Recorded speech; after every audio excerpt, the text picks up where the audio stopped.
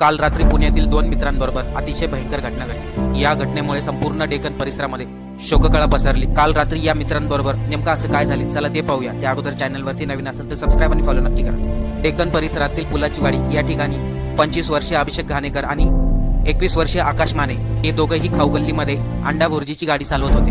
अंडा भुर्जीची गाडी चालवून ते आपल्या कुटुंबाचा उदरनिर्वाह करत होते। तसेच त्यांच्याबरोबर 19 वर्षीय शिवा बहादूर हा नेपाळी कामगारही होता।